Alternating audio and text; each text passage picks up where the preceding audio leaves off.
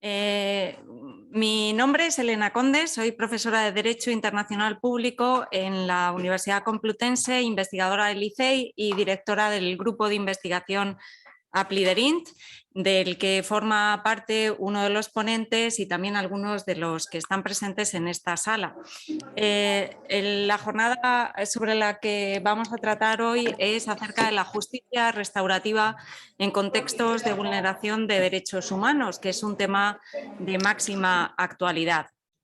Voy a hacer una muy breve presentación para posteriormente presentar a los ponentes y mi idea es lanzarles unas preguntas, que hagan una breve reflexión sobre esas preguntas y creo que lo más interesante va a ser, bueno, pues abrir una mesa redonda en la que todos podamos participar y plantear cuestiones a los ponentes. Bien, en esta presentación tengo que decir que los procesos de pacificación y proliferación proliferan en la escena internacional actual como mecanismos imaginativos para superar heridas y cicatrices del pasado, sin por ello perder de vista el derecho a la reparación de las víctimas. En estos escenarios, la justicia de transición o restaurativa, y una de mis preguntas será en el transcurso de esta mesa redonda que los ponentes me aclararan si los términos son intercambiables, que no estoy tan segura, busca un equilibrio entre la paz y la justicia. Y como dijo Dinah Shelton, comprende el entero ámbito de los procesos y mecanismos asociados con los intentos de una sociedad para afrontar un legado de abusos a gran escala del pasado para asegurar responsabilidad, rendir justicia y lograr reconciliación. Hay que reconocer que no existen soluciones rápidas y fáciles en ninguna transición y ello es indispensable para la consecución de la paz, pero sobre todo se debe entender como una transición en la que el objetivo principal es la justicia para las víctimas a través de la verdad, la justicia y la reparación. La reparación es un deber de los Estados, un derecho de las víctimas que han sufrido infracciones del derecho internacional humanitario o violaciones de los más básicos derechos humanos. Y ello como consecuencia de una situación de conflicto interno en donde la vida, la integridad, el patrimonio y los proyectos de vida de esas víctimas se han visto alterados para siempre. Para hablar de este apasionante tema, contamos hoy con tres ponentes excepcionales por su conocimiento de la materia y por su experiencia personal en la misma. Y son tres ponentes con diferentes perspectivas.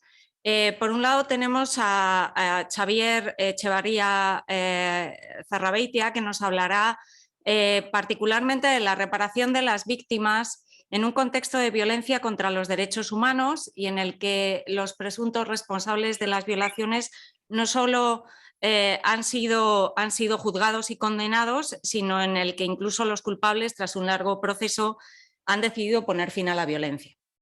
Por otro lado, tenemos a Fernando Fernández, que nos hablará de la reparación de las víctimas en un contexto de violencia contra los derechos humanos, en el que los presuntos responsables no solo no han sido juzgados, sino que ocupan una posición en el poder, aunque en instancias internacionales no poco relevantes, como la Corte Penal Internacional, se han dado pasos para perseguir a los culpables y dar una cierta reparación a las víctimas. Y finalmente nos encontramos con Rosa Orozco, que nos va a hablar en primera persona del papel de la víctima en la reconciliación y en el proceso de restauración de la paz. Antes de pasarles la palabra, voy a presentarlos brevemente. Xavier Echevarría es profesor ayudante doctor de Derecho Penal en la Universidad Complutense, miembro del Grupo de Investigación Apliderint. De 2005 a 2009 fue director general de Ejecución Penal del Gobierno Vasco. Ha sido profesor de Derecho Penal en la Universidad de Deusto, en la Universidad de Comillas, en la Universidad Francisco de Vitoria y también en la Universidad Carlos III, y tiene un largo bagaje de publicaciones en asuntos relacionados evidentemente con el derecho penal de menores, derecho penitenciario, terrorismo, mediación penal y justicia restaurativa. El profesor Fernando Fernández es profesor invitado de Derecho Penal en la Universidad Central de Venezuela y en la Universidad de Monte Ávila, de Derecho Penal Internacional, perdón, Es investigador del Instituto de Ciencias Penales de la Universidad Central de Venezuela, director del Monitor de Derechos Humanos y del Observador de Crímenes contra la Paz, consultor de la ONG Justicia, Encuentro y Perdón, socio propietario de FMF Consultores y finalmente Rosa Orozco es madre de Geraldine Moreno, joven asesinada en manifestaciones pacíficas en Venezuela, fundadora de Justicia, Encuentro y Perdón. Y sin más, pues paso la palabra y me gustaría que empezáramos hablando, vamos a empezar con Xavier Echevarría y continuaré dando la palabra a cada uno de los ponentes en la mesa. Os ruego que hagáis una breve presentación para que luego podamos dar tiempo a las preguntas. Xavier. Buenos días. Bueno, quiero agradecer al Instituto y a la profesora Elena Conde la organización de este evento y que me haya invitado a participar y a poder escuchar a los compañeros de mesa y el debate que aquí se genere. Había preparado una presentación breve, ¿de acuerdo? Para bueno, pues explicar cuál es el sentido de la participación aquí y lo que pueda aportar. ¿Esto se podría quitar? Sí. Sí, mejor, sí, como de libertad. Bueno, pues eso, que se puede aportar aquí al debate, ¿no? Y en relación con otros contextos diferentes. Como decía la profesora, efectivamente mi participación aquí tiene sentido, sobre todo en relación con mi participación en la experiencia, en encuentros restaurativos individuales que se comenzó a realizar en primer lugar en relación con los llamados, luego lo explicaré, los presos de la vía Nanclares, de ETA, presos disidentes de la organización terrorista ETA. A partir del año se empezó a trabajar a finales de 2010, se fue desarrollando durante el 2011, 2012 y bueno, continúa habiendo algunas experiencias hasta nuestros días. Efectivamente, como decía la profesora, estamos hablando de una determinada, pequeña, humilde experiencia en justicia restaurativa en el ámbito, en un contexto de graves vulneraciones de derechos humanos, aunque es cierto que bueno, ETA, la primera ETA se gesta en la dictadura franquista y durante la época de la dictadura, de la transición, de los primeros años de democracia, digamos que las expresiones de violencia y de vulneraciones de derechos humanos podían ser más multipartitas y más complejas. Lo cierto es que bueno, a partir de este momento, la única actividad conculcadora grave de derechos humanos, quitando los episodios que se pueden mencionar de torturas, por ejemplo, relacionados con la situación, provienen de la organización terrorista ETA, de una de sus ramas, porque hubo muchas otras ramas, escisiones que fueron abandonando la actividad armada y quedó finalmente pues, un residuo anacrónico, asombrosamente incomprensible para los que hemos vivido toda nuestra vida bajo la amenaza terrorista, ¿no? Bajo esa situación terrible para una enorme parte de la población vasca y española. Bueno, pues en ese contexto es en el que al final, en el año 2010, fue el último atentado de la organización terrorista ETA. El año 2011, cuando ya se estaba en estos procesos, se produjo el cese definitivo de la actividad terrorista y unos años después la disolución de la organización terrorista, con lo cual hoy día estamos en otra situación. Rápidamente aprovecho para hacer algunas recomendaciones que pueden ser de interés para adentrarse en esta cuestión. Por ejemplo, el año pasado se estrenó esta película, ¿no?, que ganó varios Goyas y yo creo que ha dado mucha repercusión al asunto, Maisabel, una película cuyo guión yo creo que está muy bien hecho, recoge, obviamente no es que esté ficcionado, pero es una película, están alteradas obviamente muchas cosas porque es otro lenguaje y es arte y es otra cosa, pero sí que es cierto que recoge muy fielmente digamos la información que se fue suministrando, ¿no?, por parte de diversos participantes. En cuanto a documentales, por ejemplo, hay uno más antiguo, El Perdón, en la televisión catalana, accesible vía internet, en abierto. Este otro programa documental muy interesante con los protagonistas de la película Maisabel, pues los protagonistas reales, Maisabel, Lassa, Ivonne Etxezarreta, ¿no?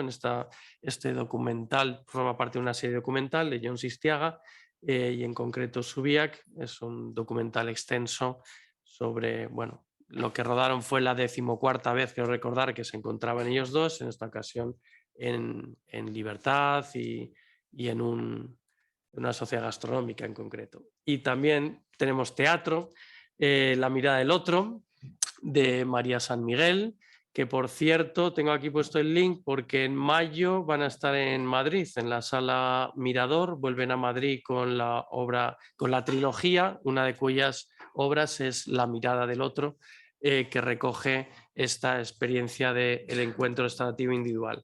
En cuanto a bibliografía, muy rápidamente, pues eso no sé si se verá bien, algunas obras he traído aquí. La justicia restaurativa, esto fue un encuentro que celebramos en la Universidad de Deusto 2012, en el que hay bastantes participaciones también de víctimas y distintos sectores de la sociedad. El libro de Los ojos del otro, que es el que la mediadora principal, Esther Pascual, coordina esta publicación en que participamos bastantes de las personas del equipo y también víctimas y también un victimario, como el caso de Luis Carrasco, ¿no? Tenéis ahí, bueno, otro tipo de obras. He incluido también, por ejemplo, esa referencia de Margarita Chernova, que tiene algunas publicaciones muy críticas con la experiencia, pero me parece intelectualmente honesto, ¿no?, citar aquí también quien ha criticado y luego podré comentar las críticas que hace y lo que se le puede plantear a las mismas, ¿no? También he traído por aquí este otro libro, está referido por ahí, ¿no? Es el de Anabel Martín y María Pilar Rodríguez Pérez, ¿no?, Tras las huellas del terrorismo. Son libros recientes del 2019. Muy interesante aquí también porque una de las víctimas, Iñaki García Rizabalaga, entrevista a otras víctimas, ¿vale?, con dos preguntas fundamentales: ¿qué te ha aportado a ti y qué ha aportado a la sociedad vasca? Y entrevista a estas personas, incluida, por ejemplo, a una víctima no de ETA, sino una víctima del GAL, la hermana de la Pili Zabala, ¿no?, la hermana de un miembro de ETA que fue desaparecido por la Guerra Sucia, ¿no? Y apareció su cadáver años después, etcétera. Bueno, también es interesante porque es otra posición victimal y que está interesante. Muy rápidamente para efectivamente limitarme a ese tiempo que nos pedía Elena y poder gestionar el debate, ¿no? Estamos hablando de que esto se inició en el año 2010-2011 en el marco de lo que se denominó la Vía Nanclares. Sí quiero aclarar, porque en algún sitio se ha publicado de otra manera, esto de la justicia restaurativa no es la Vía Nanclares. La Vía Nanclares fue una decisión político-criminal de cambiar la política de distribución de los presos de terrorismo que estaban dispersos por todas las cárceles españolas para, en función de su nivel de disidencia con la organización terrorista, colocarles en lugares más cercanos, por ejemplo, Villabona en Asturias o Zuera en Zaragoza, y digamos que el grupo principal disidente, que se autodenominaron grupo de presos comprometidos con el irreversible proceso de paz, una cosa loca de nombre, ¿no? Pero que responde muy bien a los debates que solían tener, ¿no?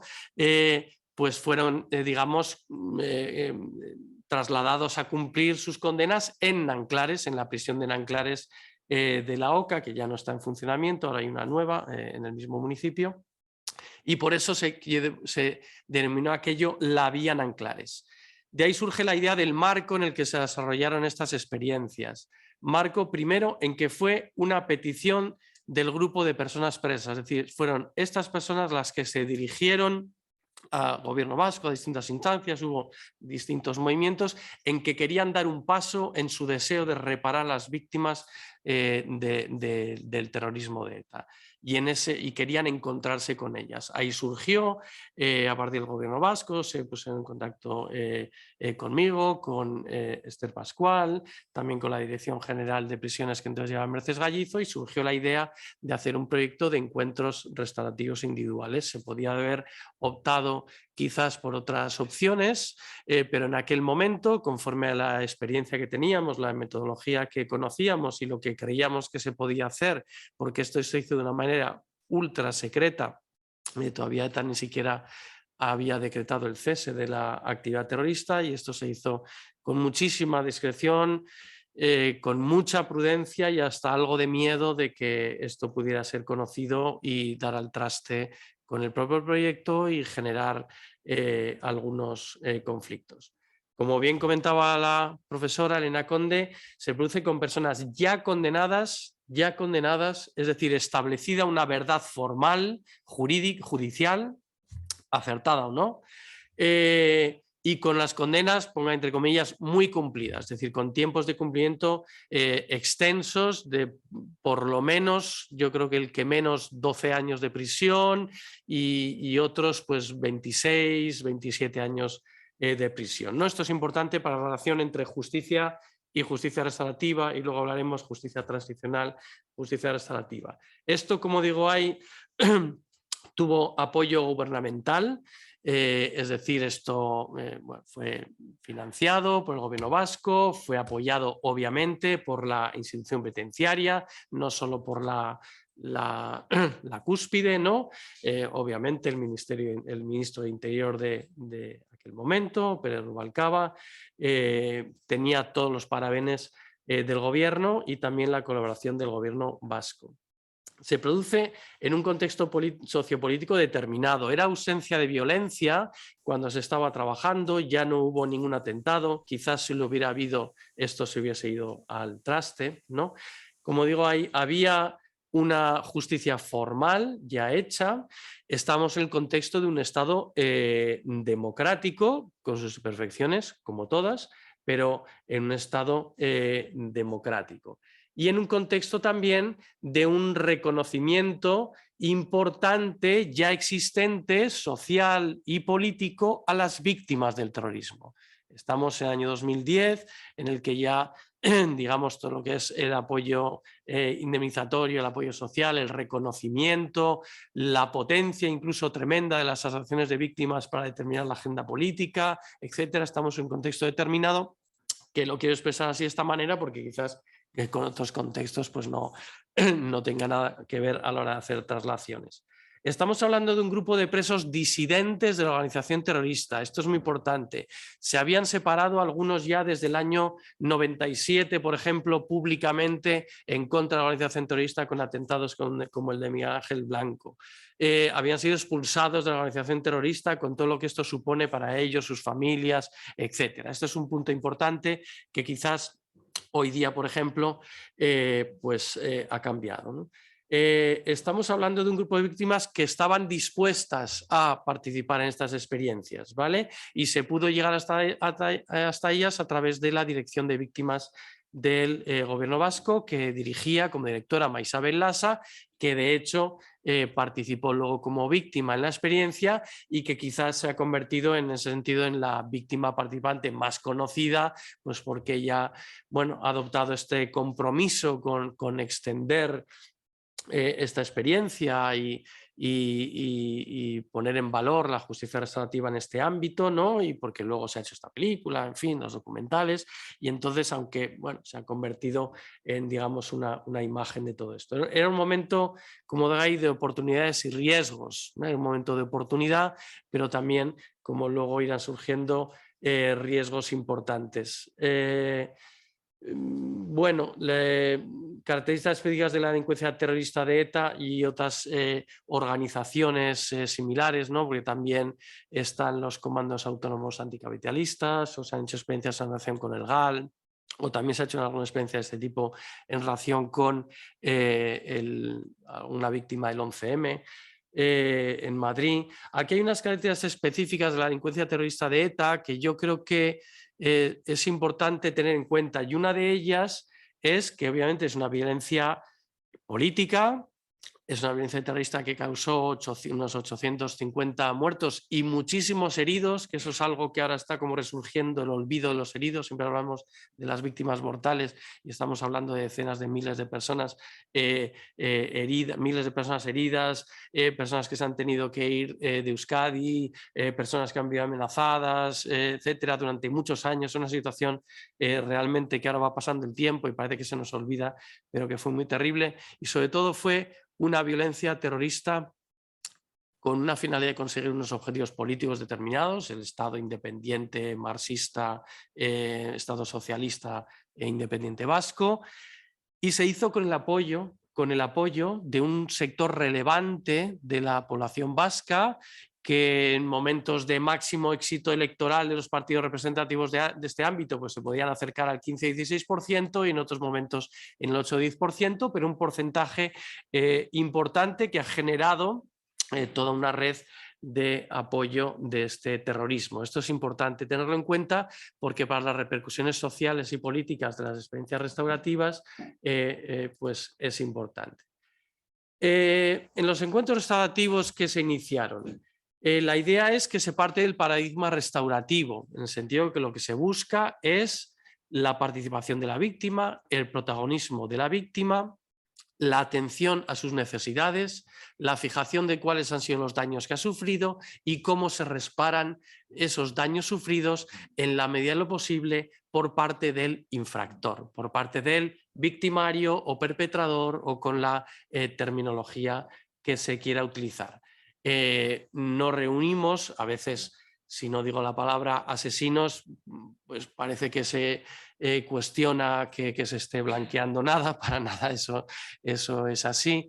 Es cierto que casi todas las personas que han participado tenían en su currículum asesinatos, ¿no? Estaban condenados por asesinatos, pero hay algunas personas que no, que están condenadas por otros delitos de terrorismo que no implicaban la muerte de personas, y por eso utilizamos, como suele ocurrir en justicia restaurativa, terminologías más amplias como la de victimario o perpetrador, offender, dirían en el ámbito inglés. Se hicieron encuentros, ahí pongo directos e indirectos, en el sentido de que algunos encuentros fueron directos del asesino de una persona con el familiar, como los casos de Luis Carrasco y Ivonne Etxezarreta con Maisabel Lasa, y hubo otros encuentros indirectos, ¿vale? Indirectos en el sentido de que no eran de la propia victimización. Pero aquí es importante la característica de la responsabilidad colectiva, es decir, todos los miembros de ETA con los que hemos trabajado asumen todos los asesinatos y atentados de la organización terrorista, asumen que formaban parte de una organización y les mataron a una persona o les mandaron a matar a otra, o podían haber cometido una acción o podían haber cometido la otra, y hay cierto carácter aleatorio en esa victimización y por tanto se sienten responsables de todos. Y esto dota, en cuanto a que formaban parte de una organización, la víctima de ETA sí encuentra, digamos, una reparación efectiva, aunque no se pueda encontrar por razones diversas, porque no se conoce, porque está fallecido, porque no quiere, con la persona que le causó directamente ese daño. Obviamente, en los encuentros en los que hay una relación directa, la tensión emocional pues es diferente, es de mayor intensidad a aquellos casos en los que no es así.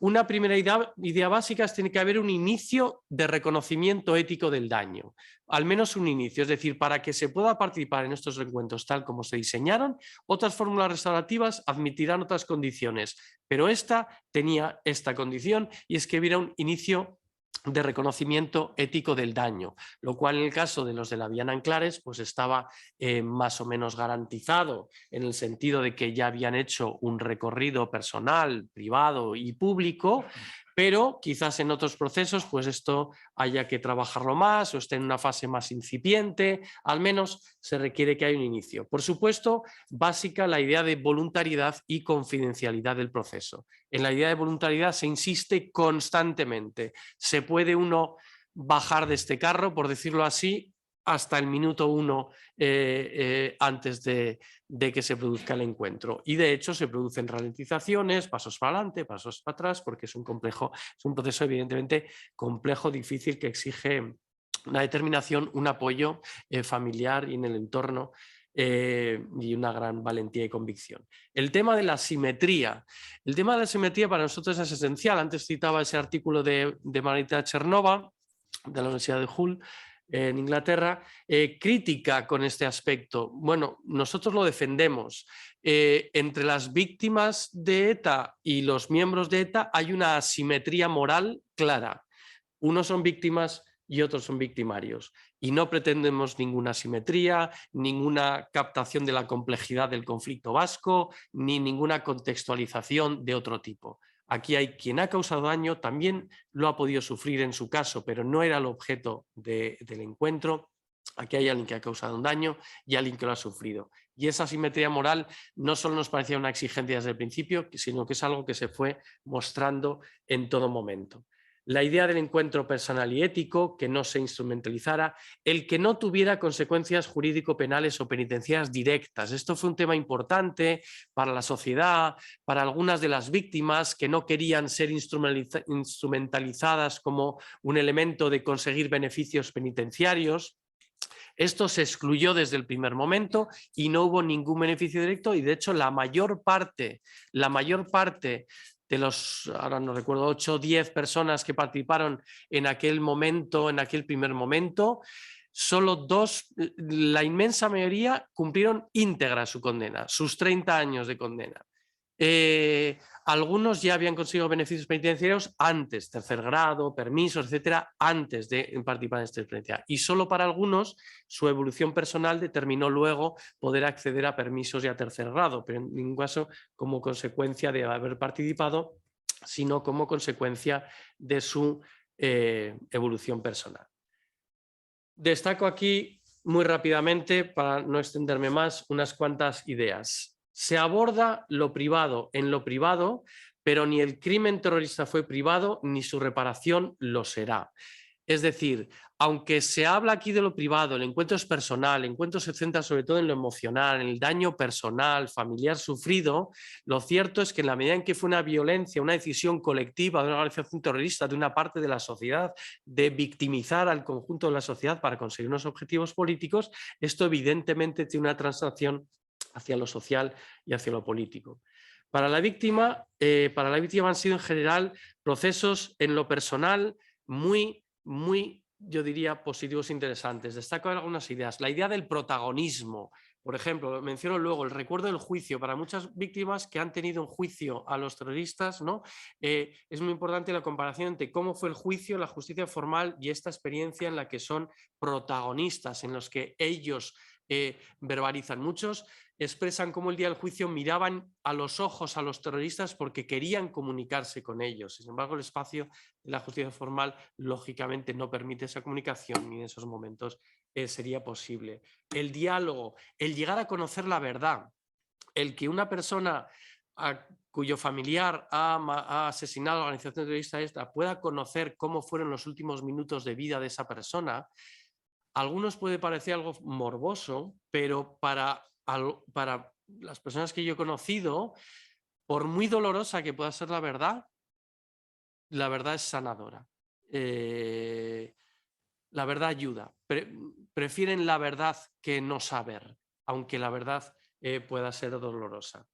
Poder expresar su dolor, poder contarle a un terrorista lo que yo he sufrido, lo que mi familia ha sufrido, casos en los que incluso personas que sienten que su madre murió a consecuencia del daño psicológico del atentado. Todo esto, la necesidad de expresárselo es muy reparador para la víctima. Sentir el compadecimiento, sentir que el terrorista siente su dolor, lo comparte, se compadece, en el sentido de que se pone, aunque sea lejanamente, siempre en su lugar.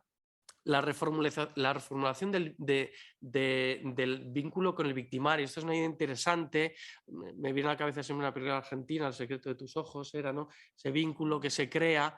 En general, muchos de las víctimas siguen luego la trayectoria penitenciaria vital, por ejemplo, el terrorista que mató a su familiar, ¿no? Y aquí de pronto se produce una reformulación, ¿no? Voy a ir más rápido. Es un nivel micro, pero tiene incidencia en la comunidad, ¿vale? Esto lo podemos hablar luego. La idea de la dignidad de la justicia restaurativa para los derechos de las víctimas. Creo que es esencialmente idónea y respetuosa con los derechos de las víctimas. Los actores de la justicia restaurativa son la víctima, el pecador y la comunidad social y política.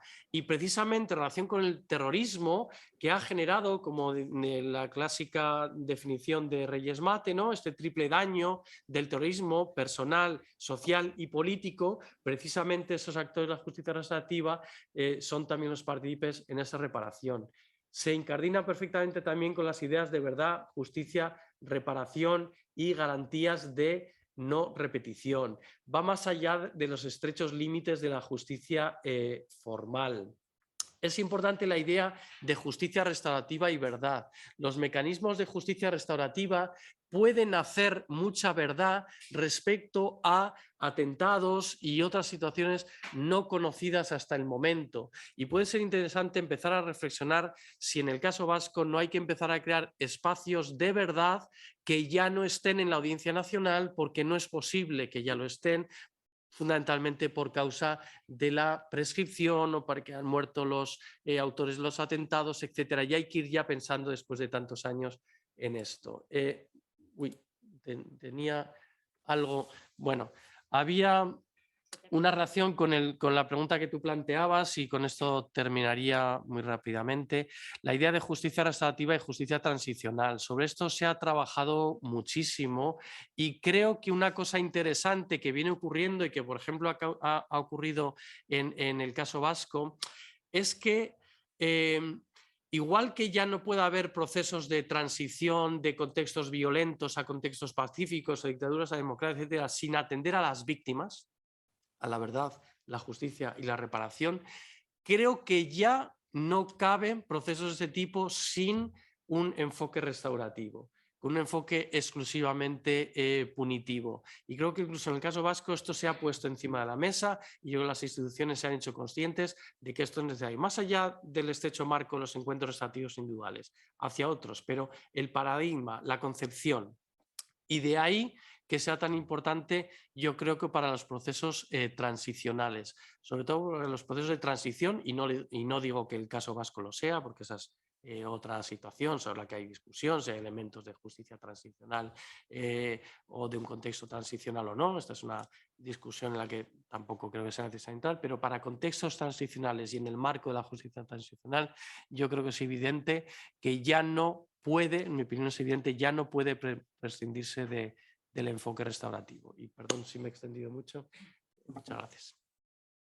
Muchísimas gracias, profesor Echevarría, porque ha sido una exposición, yo creo que muy clarificadora, además teniendo en cuenta que estoy segura que buena parte de nuestro público está formado por personas jóvenes que ya han vivido el terrorismo de ETA como algo muy lejano. Yo a veces pregunto a mis alumnos y casi no saben qué es eso de ETA. Creo que por un lado es bueno, por otro lado es malo, porque hay que conocer la historia. En mi prisa por empezar, olvidé hacer referencia al título de tu presentación y de lo que ibas a hablar, que obviamente se ha deducido de tu mensaje, pero era los encuentros restaurativos que se vienen desarrollando desde 2011 y la influencia del contexto político en el encuentro individual. Con una perspectiva diferente, y me gustaría que nos situaras un poco en el contexto político que se vive actualmente en Venezuela, me gustaría pasar la palabra a Fernando Fernández para terminar con Rosa Orozco, que es el ejemplo de una víctima y su experiencia personal, que creo que es muy relevante en esta mesa redonda. Y Fernando Fernández nos va a hablar de una de las formas de reparación, restauración hacia las víctimas, que es concretamente el Fondo Especial para la Restauración de las Víctimas de Crímenes de Lesa Humanidad y graves violaciones de derechos humanos en Venezuela. Me gustaría que nos pusieras un poco en contexto cómo se ha llegado a ese fondo y por qué puede servir precisamente para restaurar a las víctimas de violaciones de derechos humanos. Y te pido de nuevo limitación en el uso de la palabra para que luego pasemos al debate, que yo creo que va a ser lo más interesante y lo que esperan los participantes en esta jornada. Gracias. Primero me gustaría, digamos, para que no se me olvide, dejar acá un pequeño obsequio para ustedes, para la biblioteca de la universidad o de la facultad. Es un libro que escribimos en el año 2018, un poco con fines básicamente pedagógicos, ¿ok? Una especie de manual sobre lo que es genocidio, los aspectos históricos y dogmáticos, muy importante la parte dogmática del tipo penal, y también el procedimiento ante la Corte Penal Internacional. Es un poco manualesco el enfoque, ¿no? Pero tiene un sentido instrumental que es sumamente importante para los estudiantes y así lo estamos usando, ¿no? Bueno, yo voy a hablar de esta experiencia tan importante, ¿no? Dentro del contexto, y así he titulado la presentación, Memoria Jurídica, Justicia Retributiva y Restaurativa en la posible transición de Venezuela. Y hago énfasis en lo de la memoria jurídica como condición de la memoria histórica y la memoria cultural. Es decir, partiendo de la base que la sentencia, el proceso, el caso, es lo que va a permitir luego generar esa memoria que, si no se procesa, puede prescribir y luego queda en el olvido. Y caemos luego en las opiniones de los historiadores y en la difusión o no de los periodistas, los comunicadores, ¿no? Entonces, una noticia de hoy. Entonces, poco ese es el enfoque para caer en el tema del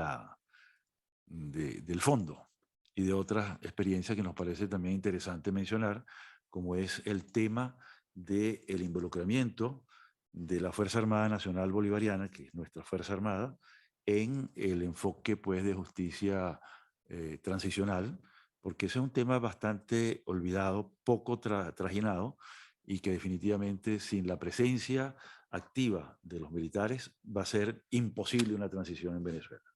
Entonces pensamos que hay que repasar las experiencias que han ocurrido en distintas partes del mundo, y ese es un poco el enfoque de nuestro informe, ¿no? Entonces, a ver, esto es para ir pasando, perfecto, ¿no? Ok. Entonces, yo organizé una pequeña agenda, nos permitiría introducir el tema, ¿no?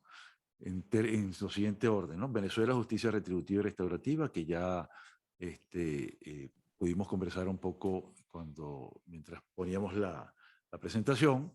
Entonces, el contexto de la realidad venezolana es el siguiente, ¿no?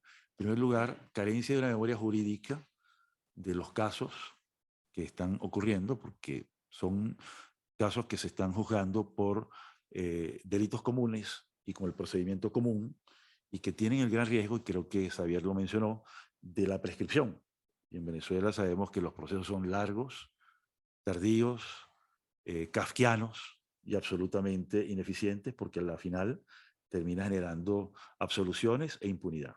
Estamos hablando que en el caso, por ejemplo, de homicidio, nos situamos, o de ejecuciones extrajudiciales propiamente dicho, ¿no? Es decir, cuando un agente del Estado mata a un ciudadano, estamos ya en la portada, ¿verdad? La impunidad para los autores directos es de 94%, pero cuando se trata de los jefes y superiores, que sería el objeto del derecho penal internacional, la impunidad es del 100%. Nunca se procesa a una alta autoridad y a un individuo, inclusive que sea cabecilla de un grupo armado, nosotros lo llamamos en Venezuela los colectivos, ¿okay? No se han procesado y queda totalmente impune en un 100%. Okay. Entonces, eso nos permite decir, pues, que hay muy poca documentación además de la verdad, y eso por supuesto condiciona la verdad en sentido genérico, la histórica y la cultural. La memoria se va perdiendo, la amnesia colectiva, el negacionismo, la propaganda, es decir, todos los factores que influyen en el olvido, y todo queda en opiniones y en recuerdos como si fueran anécdotas familiares, personales, o situacionales de un vecindario, aquí pasó tal cosa, pero va difuminándose la realidad, ¿no? De otra parte, en el contexto tenemos una falta de independencia de jueces y fiscales, eso está documentado hasta la saciedad por la misión independiente de determinación de los hechos, por la alta comisionada de los derechos humanos y al anterior alto comisionado, el príncipe Said, y también la Comisión Internacional de Juristas, entre otros muchísimos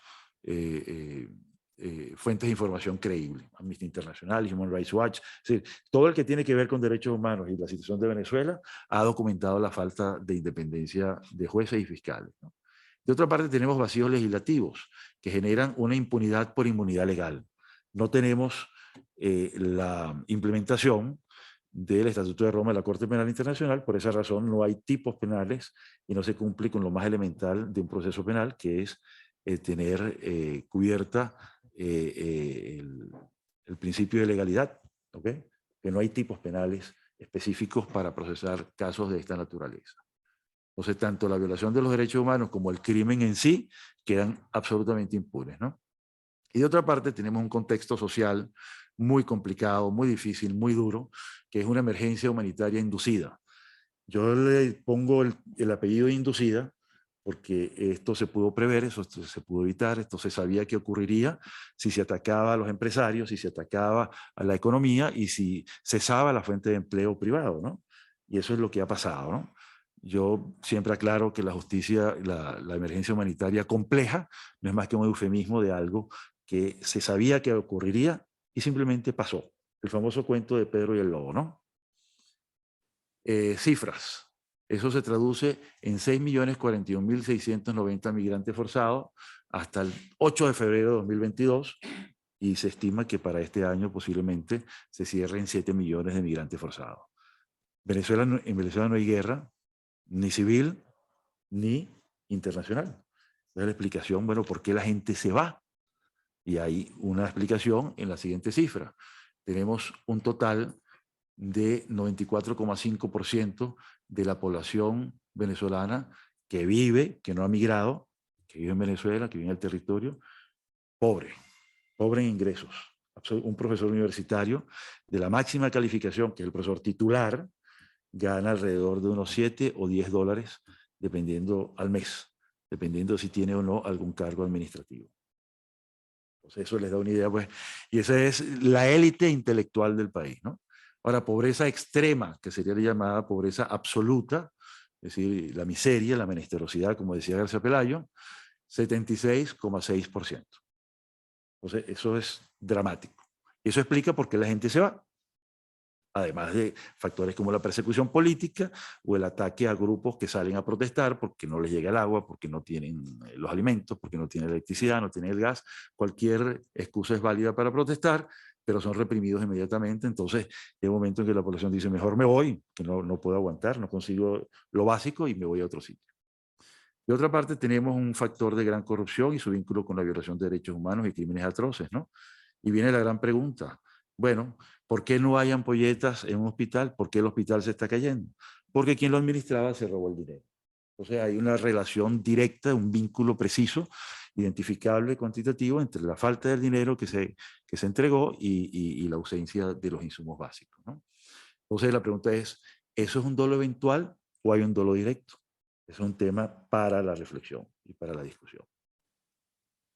Eso tiene un efecto inmediato en los derechos económicos, sociales y culturales, evidentemente porque cesa el dinero, el flujo, los presupuestos no alcanzan para nada, pero también tiene un efecto y un vínculo directo con los derechos civiles y políticos, porque se convierte, es decir, generar esta situación caótica, catastrófica, es parte pues de la estrategia para conservar los negocios que ya se tienen y lograr otros, dentro de un esquema de spoils system o sistema de botín.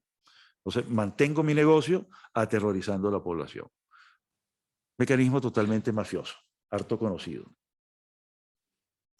Tenemos el contexto también de que la misión internacional independiente de determinación de los hechos está en fase de discutir si se renueva o no su mandato. Somos favorables y parte de nuestra actividad consiste en ir a Ginebra y apoyar ese esfuerzo a ver si se renueva, porque tiene unos mecanismos de prueba muy interesantes y un alcance sustantivo para conocer los hechos sumamente importante para poder generar verdad histórica, jurídica, que desencadene la verdad jurídica también, ¿no? Y por último tenemos la investigación por la Oficina de la Fiscalía de la Corte Penal Internacional, que tiene una fecha importantísima para nosotros, que es el 13 de abril, fecha en la cual el fiscal venezolano debería demostrar que sus investigaciones son ciertas, son verdaderas, son legítimas, tienen alcance, y nuestra posición es que no la tiene. Ya el mismo fiscal ha adelantado en cierta medida en cierta medida su opinión, porque ha dicho que hay una investigación de doble vía. Al hablar de doble vía, estamos hablando de dos investigaciones. Una para los autores directos, inmediatos, que son los oficiales de baja categoría, y otra, la investigación a los altos jefes y posibles y máximos responsables, que es la que llevaría la oficina del fiscal. Entonces, esa es la situación contextual. A ver. Entonces, el fondo especial, le voy a dedicar pocos minutos a esto porque les traje el alcance para que puedan estudiarlo, analizarlo. Este es un fondo que es el producto pues, de muchos años de investigación sobre el tema. El artículo 30 de nuestra Constitución establece que el Estado está obligado a indemnizar a las víctimas de violaciones de derechos humanos producidas por actos de los agentes del Estado. Eso ha sido un desideratum incumplido, con una mora, ya estamos hablando del año 99, de más de 20 años, y que nos dice pues que nunca hubo interés bajo estas dos administraciones en cumplir con ese deber. Las pocas leyes que han promulgado en torno a las víctimas tienen que ver con la protección material de los sujetos que están en juicios por delitos comunes, no por delitos de lesa humanidad, y mucho menos por causas que tengan que ver con la protección y la indemnización para restaurar a las víctimas, ¿no? Entonces, está muy limitado y eso depende incluso del propio fiscal general de la República, ¿no? Ese fondo. Tenemos también acá un estudio comparativo de las experiencias más importantes de atención a las víctimas y de restauración, no solamente aquellas producidas por el Estado, sino aquellas producidas por agentes externos al Estado. Narramos y analizamos el fondo extraordinario, multimillonario de los Estados Unidos para las víctimas del 11 de septiembre, ¿no? Comparamos el fondo que existe en los Estados Unidos, el que ha existido en Alemania y otros fondos más en América Latina para poder generar la propuesta, que es un proyecto de ley nada más y nada menos, muy sencillo, que tendría que implementarse para desarrollar la norma constitucional. Es un deber del Estado todavía. Este estudio lo hicimos para otra ONG, colega, amiga de Justicia, Encuentro y Perdón, que se llama Paz Activa. Y lo hicimos con un experto en finanzas, el doctor Henkel García, también profesor universitario, que es una persona que nos dio los números. Porque al hablar con los que van a tomar la decisión es importante saber cuánto cuesta eso. Porque siempre ha sido un factor negativo de decir pues, que eso va a costar mucho dinero, cuánto se lo va a asignar del presupuesto nacional, de dónde vamos a sacar el dinero, etcétera, etcétera. Entonces, ese estudio está expuesto en ese trabajo. El otro trabajo, me parece importante mencionar para la justicia tanto restaurativa como retributiva, es el involucramiento de los militares. Ahí hicimos un análisis comparativo de 2 experiencias mundiales sobre el tema y cómo ha sido abordado en países como El Salvador, Chile, Argentina, etcétera. Y destaca el caso, por ejemplo, de España, donde no hubo enjuiciamiento y no ha habido, ¿no? Por toda la cuestión de orden político y la experiencia, pues una experiencia distinta a la mayoría de los casos, pero lo hicimos para tener el contraste. ¿Sí? Entonces, es un gran desafío, es un tema muy poco hablado, pero en Venezuela no va a haber transición si no se involucra a los militares y no se les hace ver, ¿no? Lo importante, por ejemplo, en el caso de Chile, que tienen en estos momentos 660 militares de alta graduación detenidos por haber participado en la ejecución como autores inmediatos, bien porque ordenaron, bien porque permitieron, bien porque no impidieron, o bien porque no previnieron la realización de los crímenes en ese país. Entonces, bueno, los distintos tratamientos y eso hay que empezar a hablarlo en nuestra opinión. Bueno, por último, les quería comentar que trajimos también las publicaciones recientes para Justicia, Encuentro y Perdón de Venezuela. En primer lugar, tenemos la situación, una evaluación de la situación de los derechos civiles y políticos en Venezuela durante la pandemia, donde vemos pues que a la luz del derecho penal internacional y el derecho de los derechos humanos, esto ha empeorado. Podría haberse pensado, y era una especie de ilusión que teníamos, que el Estado iba a tener mejor conducta, mejor desempeño frente a esta pandemia, pero no. De acuerdo con nuestro informe, las cosas empeoraron, ¿no? Bajo la premisa de mantener el negocio del sistema de botín y la premisa de obtener nuevos negocios. Cuando veníamos nos dimos cuenta de un negocio, el negocio de las vacunas, el negocio de los estudios para saber, el PCR famoso, eso está en manos de personas ligadas al gobierno. Nuevos negocios surgidos pues con la pandemia. Vamos terminando. Este estudio también lo terminamos en diciembre, donde pudimos demostrar a nivel jurídico cómo quedan impunes por vacíos legales los crímenes de asesinato y también los delitos de homicidio, incluso los homicidios comunes, con una altísima tasa de impunidad. Ni qué decir las ejecuciones extrajudiciales de grupos espontáneos que matan a la gente, con el poder del Estado, con el poder de las armas, con el poder de la autoridad, pero sobre todo el patrón de los crímenes de asesinato considerados de lesa humanidad. Y por último, este informe lo acabamos de publicar en febrero, impunidad del crimen de persecución, también por razones de orden jurídico. Tenemos un código antiquísimo, creo que el único comparable es el Código Penal del Vaticano, tomado de Sanardelli, y el de Venezuela, que sigue siendo en esta materia exactamente igual al de Sanardelli del siglo XIX. Entonces, no tiene ni por asomo establecida la responsabilidad de los superiores, tampoco tiene nuestro código el tema de imprescriptibilidad, aunque constitucionalmente se considera imprescriptible el crimen de lesa humanidad, pero si no tenemos cómo juzgarlo, eso es una norma en el vacío, ¿no? Bueno, y por último, un pequeño artículo del año 2019 sobre lo que es la memoria jurídica y su importancia. Bueno, y con esto culminamos, dándole muchísimas gracias por esta honrosa y tan gentil invitación. Muy amables. Muchas gracias, profesor Fernández. Yo creo que nos has enseñado muy bien cuál es el panorama actualmente en Venezuela y el marco de las preguntas que se pueden plantear, que seguro que habrá muchas. Yo ya tengo alguna, de hecho.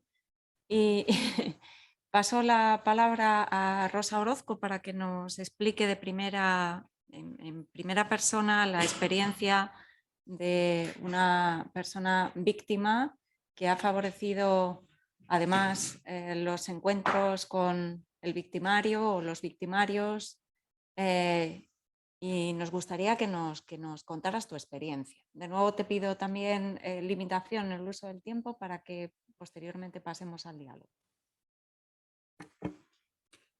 Muy buenos días. Voy a leerles para ser precisa de todo lo que quiero que escuchen de esta exposición. Soy Rosa Orozco, madre de Geraldine Moreno, asesinada en febrero del 2014 como consecuencia de la terrible ola de persecución que emprendió el gobierno nacional en contra de quienes legítimamente, en ejercicio de su derecho humano a la manifestación pacífica, decidieron alzar su voz en contra de las políticas públicas erradas que desde entonces y al día de hoy con mayor dureza niegan la calidad de vida de los venezolanos.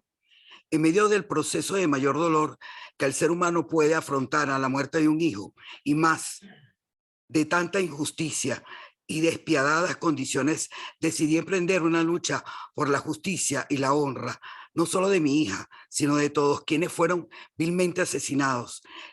Es así como nace la organización no gubernamental sin fines de lucro, Justicia, Encuentro y Perdón, como respuesta a la más grave crisis de los derechos humanos que han enfrentado nuestro país en las últimas décadas. Justicia, Encuentro y Perdón surge con la firme finalidad de promover los valores que dan el nombre de nuestra organización. Justicia, porque el odio y la venganza no contribuyen en un país a unas oportunidades para todos. El encuentro, porque el entendimiento y el acercamiento con el otro nos permite ver nuestras semejanzas más nuestras diferencias. Y el perdón, porque solo a través de este acto de bondad alcanzaremos la paz social y la paz con nosotros mismos. Promovemos la justicia y el encuentro de la sociedad venezolana a través del perdón como medio de reconciliación y pacificación de nuestro país, enfatizando siempre que el perdón no significa en modo alguno impunidad. Buscamos y buscaremos justicia para todas aquellas personas, sin distinción política u otro tipo de discriminación, que hayan sido víctimas de las violaciones a los derechos humanos ocurridas en Venezuela y más específicamente de las víctimas de la represión. Les voy a presentar un balance del 2014 al 2018. Las constantes crisis políticas de los últimos 20 años han sido el caldo cultivo para que hoy enfrente la sociedad venezolana, es decir, una política sistemática de represión contra la disidencia y una violación generalizada de los derechos humanos. De esta forma, la represión en Venezuela pasó a ser más y se convirtió en una política de Estado de actuar cotidianamente en el modo de enfrentar reclamaciones ciudadanas, sean cuales fueran políticas, económicas, sociales o humanitarias. En el año 2014 fue el año de exacerbada convulsión política, una época donde la notoriedad de la crisis alimentaria, la crisis de salud nacional, tanto en hospitales como el acceso de medicamentos, era imposible de ocultar. Más cuando ello se le suma una crisis económica con la inflación más alta del mundo. Entre febrero y julio del 2014 se registraron 43 personas fallecidas en el contexto de las manifestaciones, de las protestas ciudadanas, alrededor de 900 personas heridas y más de 3.300 detenciones. Durante el 2015 se sumaron 5 nuevos asesinatos por parte de funcionarios del Estado, otras detenciones por motivos políticos que hizo acceder a la cifra en el 2014 de 3.770 detenciones.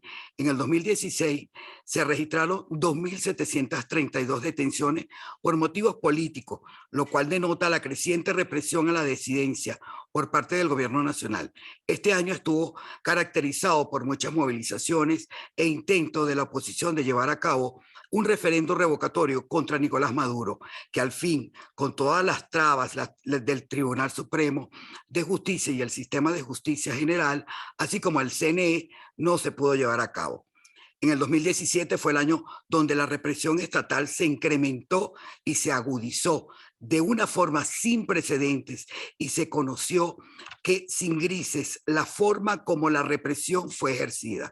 Frente a la ola de protesta ciudadana del 2017, principalmente durante el periodo de abril y julio, la respuesta constante y reiterada del gobierno nacional fue el uso no proporcional de la fuerza, convirtiéndola en ilegal e ilegítima. Lamentablemente, el saldo de las víctimas de la represión del 2017 ha sido el mayor registrado.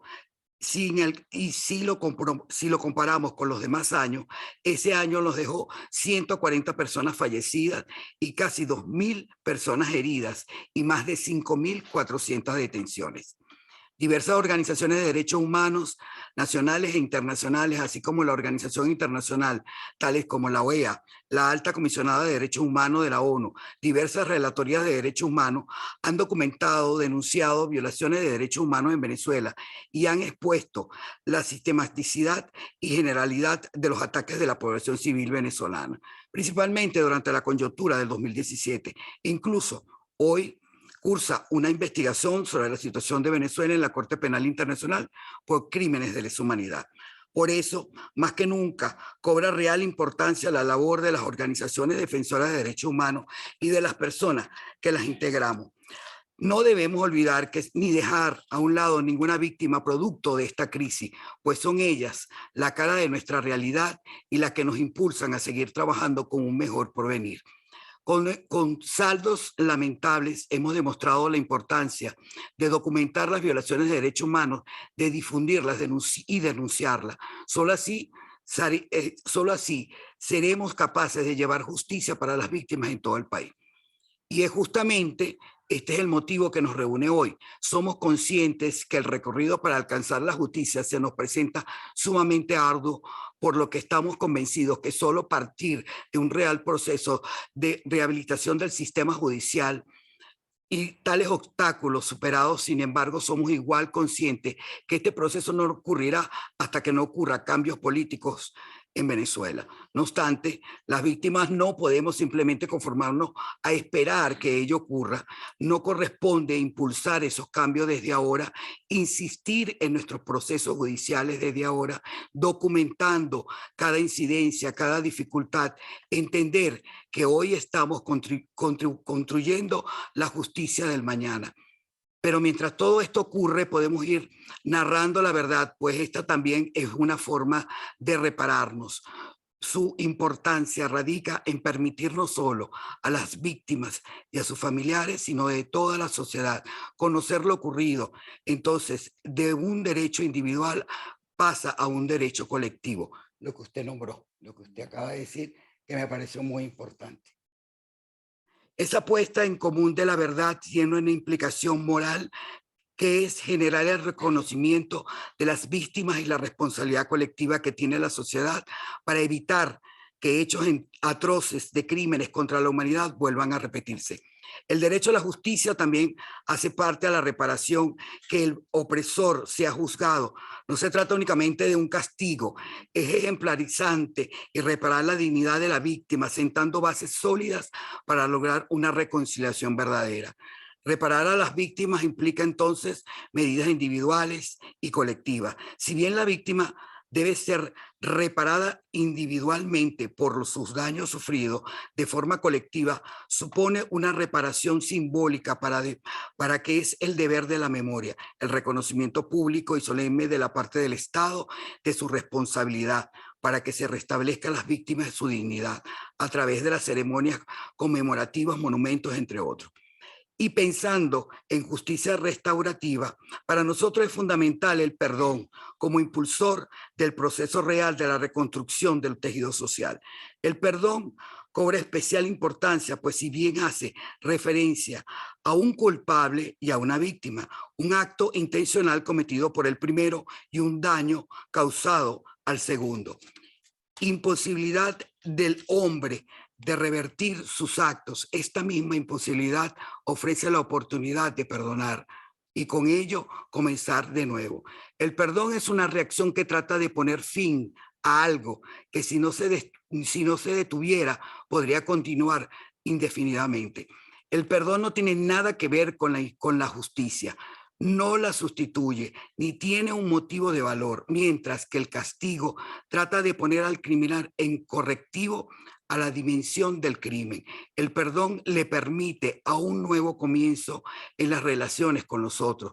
Así que podemos pensar en una víctima que perdone a su victimario, pero sin implicar que sea exonerado del castigo jurídico, el castigo jurídico por su crimen. Un perdón como olvido que se hiciese desaparecer el daño producido o diluye la responsabilidad del victimario, se convertirá en una complicidad con la injusticia. La memoria nos hace recordar la verdadera historia por la que ha pasado nuestra sociedad, nos hace responsables de nuestra historia y de la obligación que tenemos de cambiar y lograr una transformación social en la que se aprenda del pasado para no cometer los mismos errores e injusticias en el futuro. Claramente, en conflictos sociales tan profundos como el nuestro, además de las víctimas directas, hay también víctimas indirectas, por ejemplo, las generaciones futuras, quienes también tienen el don de conceder el perdón, pues así como cada sufrimiento y cada crimen perpetuado es diferente, de la misma manera cada perdón y único es intransferible. Y es desde estas perspectivas que no solo las víctimas directas, sino toda la sociedad, víctimas indirectas, deben perdonar conforme a un bien común, que es la superación de la violencia pasada. El perdón que la víctima concede al victimario debe partir de una finalidad en común, que es no volver a la violencia pasada, con el compromiso del victimario de no volver a cometer los crímenes cometidos. Esto afirma un pasado, una memoria de lo ocurrido. Si el perdón es olvido, deja de ser perdón y pierde su sentido de lograr cambiar las cosas.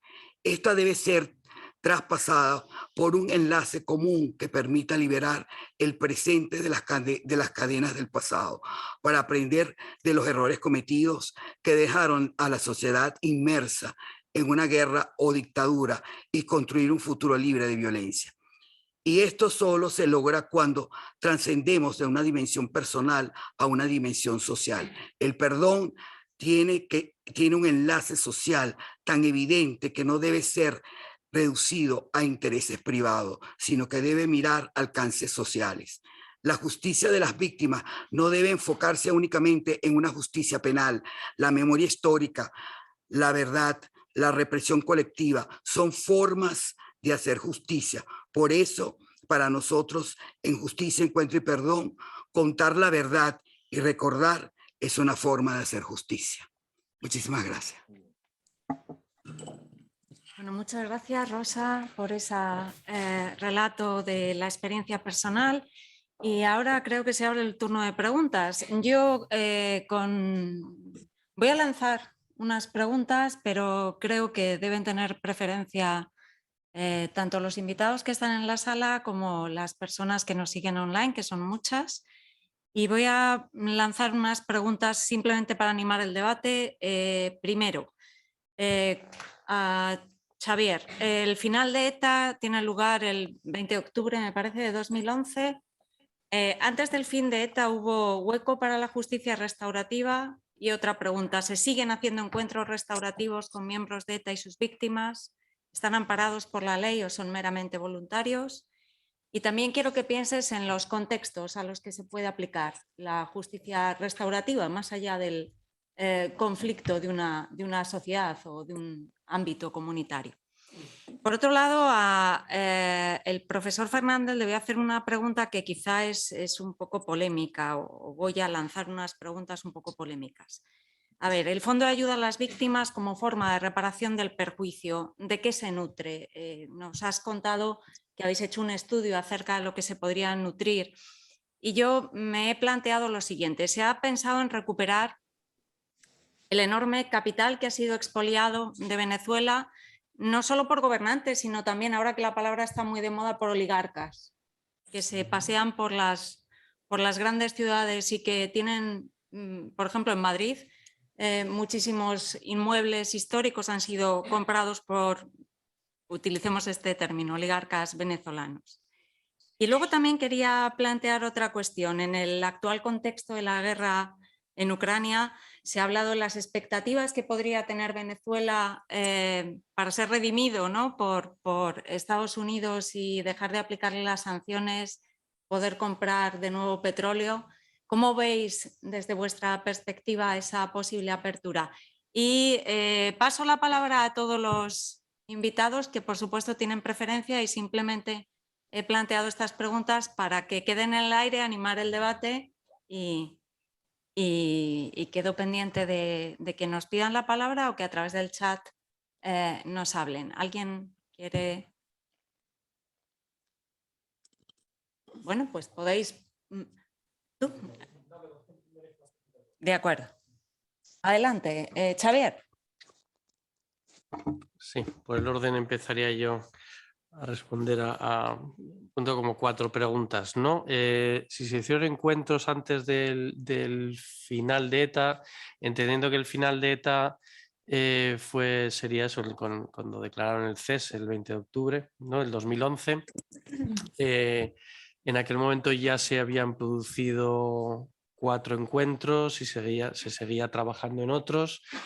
Y en concreto, cuando se produjo en octubre-noviembre de 2011, yo estaba llevando a cabo un taller que llamamos taller de convivencia en la prisión de Nanclares, en el que, bueno, con participación de personas muy relevantes de la vida pública, social, cultural, víctimas del terrorismo, unos debates que se estaban llevando a cabo acudían unas 10 personas presas que había en aquel momento asistiendo en Nanclares, ¿no? Y nos pilló el cese en aquel momento, ¿no?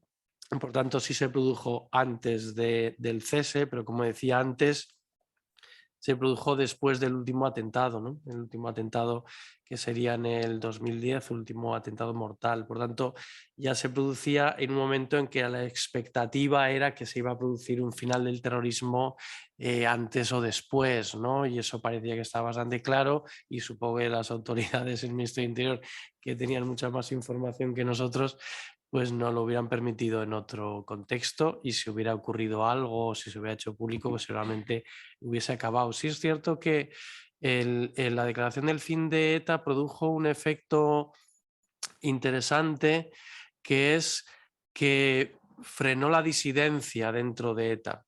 Es decir, en la medida que la sensación entre los presos es que era que esto ya se acababa, ¿para qué me voy a significar yo haciendo públicas mis contradicciones y mis disidencias con la organización, etcétera?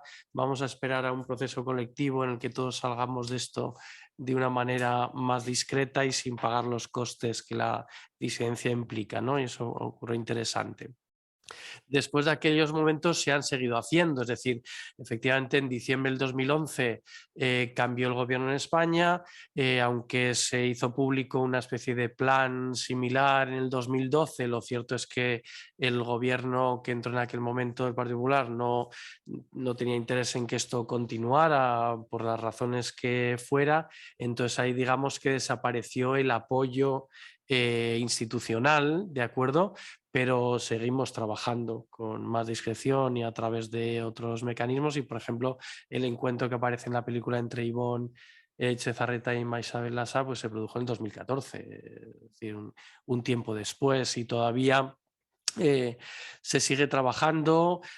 También a veces estas cosas son las semillas de otras cosas que empiezan a surgir. A mí llegan noticias de otras cosas que se están haciendo, unas más discretamente, otras menos discretamente, pero digamos que la semilla de lo restaurativo prende y empiezan a surgir iniciativas. Yo sé que ha habido muchos otros encuentros. Ahora pues se hizo público el año pasado que, que desde instituciones penitenciarias se continúa con estos trabajos. También desde los planes en justicia restaurativa del gobierno vasco, una vez que ha asumido la transferencia de la competencia en prisiones, pues también han hecho público su intención de trabajar con este enfoque restaurativo, y como decías, no solo en contextos de violencia política, sino que digamos que el paradigma restaurativo, digamos que es un complemento, una corrección del paradigma, se suele decir mucho retributivo, ¿no? Yo prefiero utilizar la expresión punitivo, ¿no? La idea de que el castigo soluciona lo que hay detrás de un delito, pues es una idea un poco naif, pero de la que participamos todos. Tenemos una confianza ciega en el derecho penal, en la justicia penal y en la eficacia casi milagrosa de la imposición de la pena. Pero es obvio que la imposición de la pena solo soluciona una parte de los problemas generados por el delito. Por tanto, llevamos muchos años trabajando también en la introducción del paradigma restaurativo en todos los ámbitos de la justicia penal, ¿no? El tema del amparo legal que comentabas, claro, desgraciadamente en España, en la primera previsión legal sobre la justicia restaurativa fue su prohibición en el ámbito de la violencia de género, una cosa bastante extraña, prohibir algo que no existe.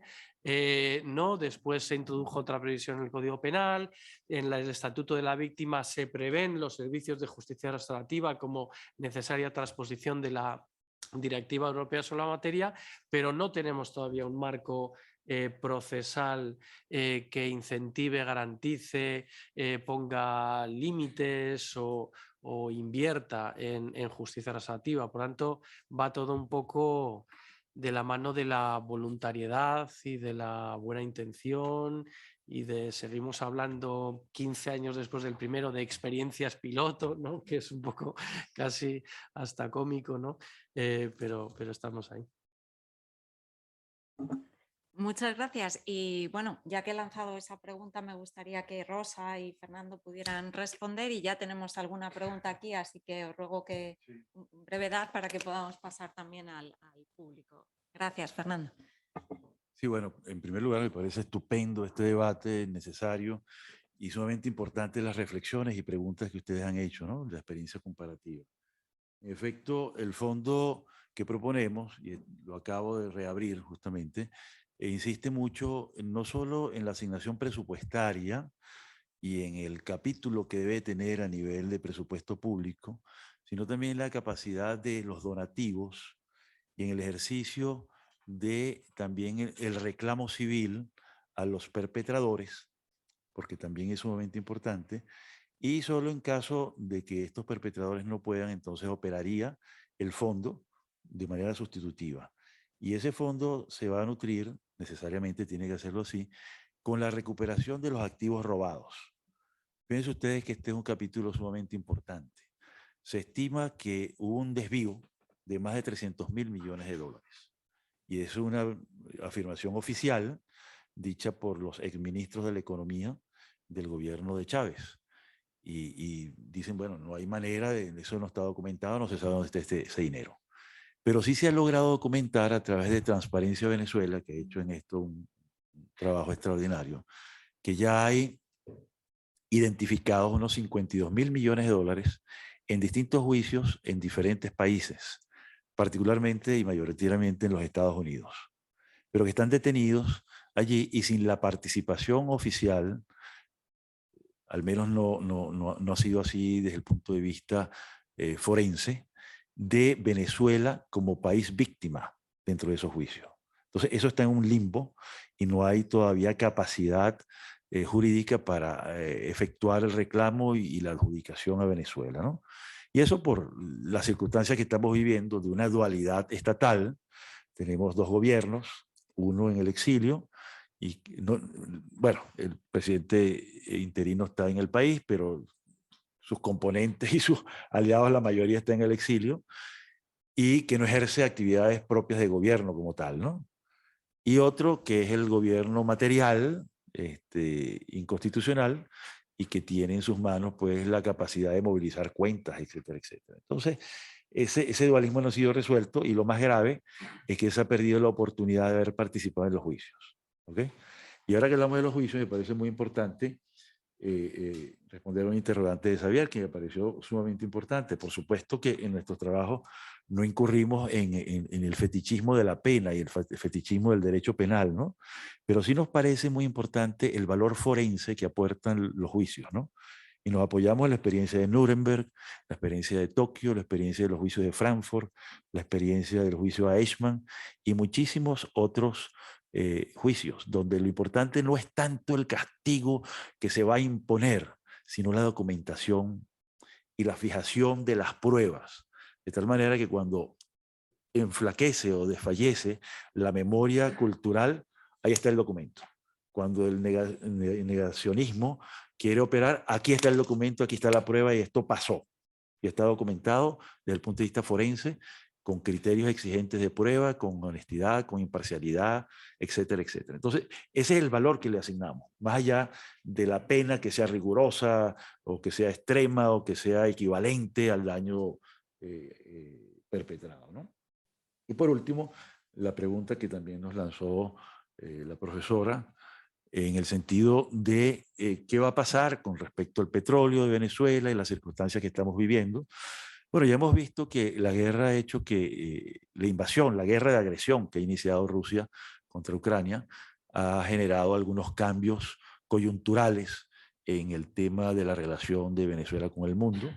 Ya se está empezando a hablar de la mesa de negociación otra vez, ya hay acercamientos entre Estados Unidos y Venezuela, y eso ha motivado a que no es que Venezuela esté en capacidad inmediata de resolver los 500.000 barriles de petróleo que necesita Estados Unidos para cubrir el déficit del petróleo ruso, sino pensando en más allá. Venezuela tiene los depósitos de petróleo más, las reservas petroleras más grandes del mundo, y eso es, digamos, hacia donde apuntan los Estados Unidos, un restablecimiento progresivo de las relaciones, apuntando a ello, porque ahorita materialmente la industria petrolera está muy caída y no tiene la capacidad de producir esos 500.000 barriles.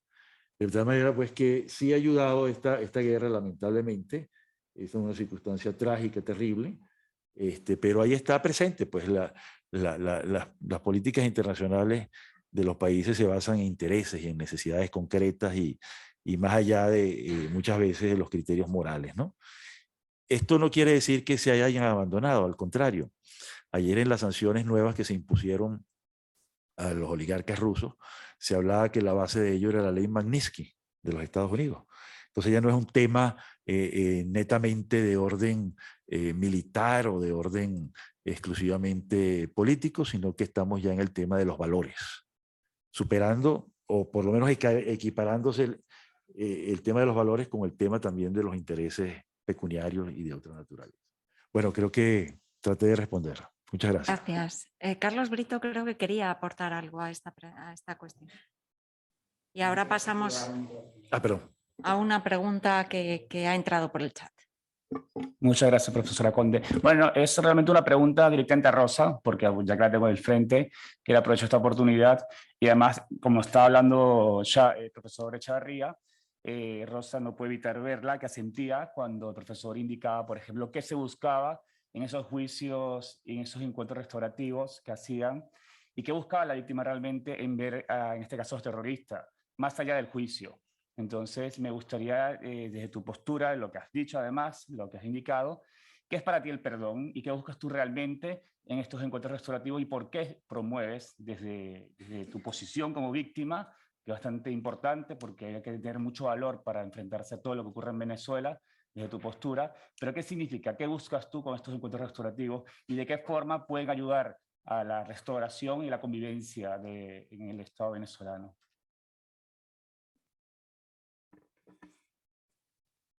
Bueno, vamos a empezar por el principio. Claro, cuando yo lo escucho a él hablar, la víctima tiene algo que yo no te lo supiera explicar, porque es algo nato entre víctima y víctima.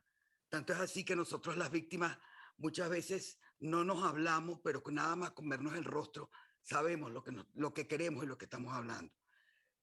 De que la víctima la escuchen, de que la víctima sea escuchada, que la víctima sepa el mundo entero. Yo muchas veces el caso de Geraldine es un caso que lamentablemente mi hija la destruyeron porque mi hija le dieron un tiro en la cara a 10 centímetros de distancia y le pusieron un cartucho en el ojo derecho. A mi hija le destrozaron el 90% de la masa cerebral y todo su cuerpo era un colador de disparos de perdigones en la puerta de su casa por un pito y una bandera. Entonces, cuando yo hablo del caso de Geraldine, yo necesito que a mí me escuchen, porque esto le está pasando no a mí, sino a muchísimas madres de Venezuela. O sea, yo no te puedo, tú no puedes imaginarte la cantidad de madres. Yo porque tengo, gracias a Dios, Dios me dio la voluntad, me dio gente que me pueda ayudar y que pueda salir yo a hablar.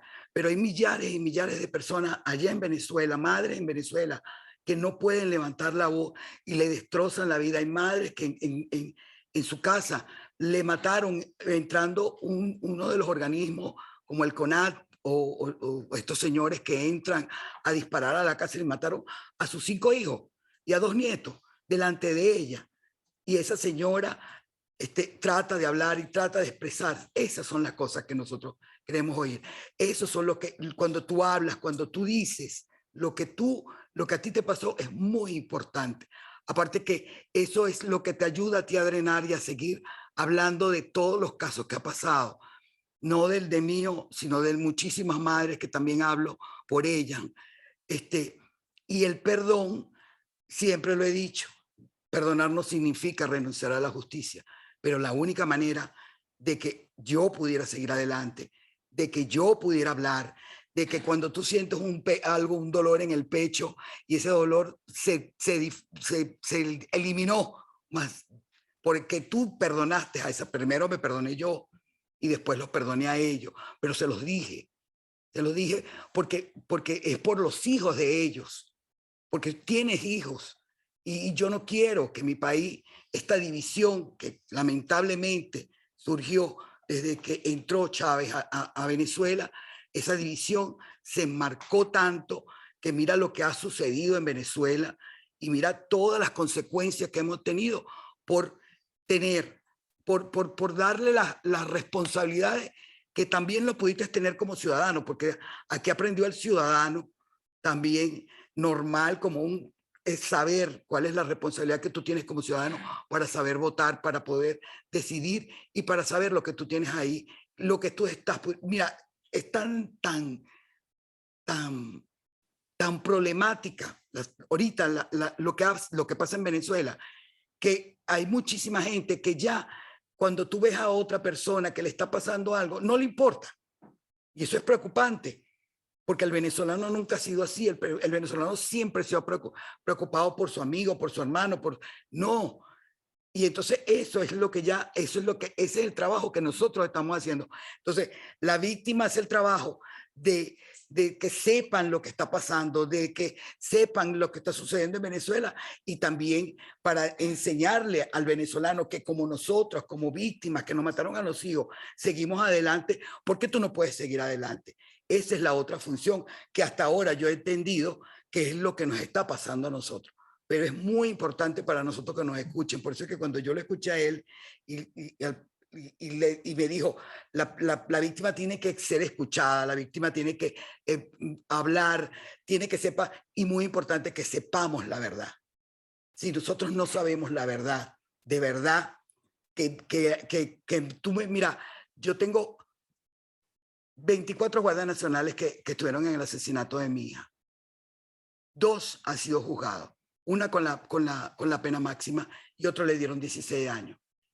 Y yo le pregunté a ellos por qué asesinaron a Yeralí, por qué hicieron eso a Yeralí. Y ellos lo que hicieron fue mirar al piso. Se hizo la condena. Cuando a mí me entregaron la condena rectificada de esos 2 guardias nacionales, yo me puse a llorar. Recuerdo que andaba con la doctora Tineo y yo me puse a llorar. Y Marta me preguntó, pero ¿por qué tú estás llorando en vez de estar feliz? Porque aquí me falta mucho. Porque aquí falta gente, Marta. Porque aquí falta una cadena de mando. Porque aquí están 18 guardias nacionales que vieron cuando mataron a mi hija y no hicieron nada. Y no dijeron nada. Esa verdad quiero saberla yo. Porque aquí hubo un perito y hubo muchísimas cosas que hicieron. Pero ¿qué fue lo que hicieron? ¿Por qué lo hiciste? ¿Quién te mandó? Eso son palabras las respuestas que uno necesita escuchar. Yo y muchas personas más. Bueno, tenemos varias preguntas aquí en el chat que llevan un rato esperando. Alexandra plantea, cuando se realiza la mediación entre víctima y victimario en el centro penitenciario, ¿qué profesionales intervienen? ¿Psicólogos, juristas penitenciarios, mediadores? Esa es su pregunta. David plantea la siguiente. Hablamos todo el rato de la restauración para la posible transición. ¿Hay que esperar entonces a que se termine de cometer el acto de lesa humanidad para poder aplicar la justicia restaurativa? ¿Qué podemos hacer entonces mientras tanto? Si la mayoría de veces el crimen es cometido por quien ostenta el poder, ¿cómo aplicamos la justicia restaurativa? ¿Cómo pedimos a la víctima que se siente a hablar con el delincuente mientras sigue cometiendo atrocidades contra el pueblo?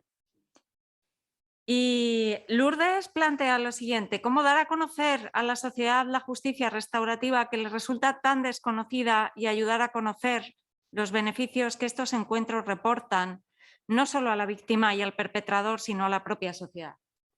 Creo que en la primera Xavier Echevarría puede decir algo, en las otras creo que podéis todos aportar.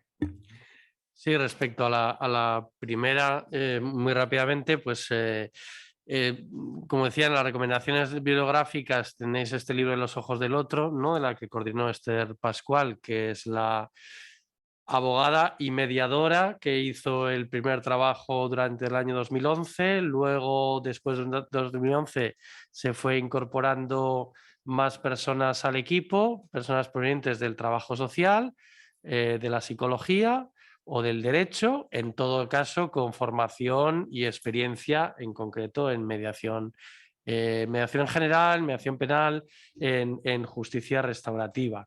Y entonces, a partir de ahí, la metodología para estos encuentros, que no se quisieron llamar mediaciones por esa idea de la asimetría, se llamaron encuentros restaurativos, pero se trabajaba con, digamos, la metodología de la mediación, de preparar a cada una de las partes para el encuentro, que luego algunos de los encuentros se produjeron dentro de prisión y en otras ocasiones cuando era posible, porque la persona ya estuviera en algún tipo de libertad o con permisos y por tanto fuera factible, en algunos casos también se hicieron fuera, que es otro elemento que puede ser interesante.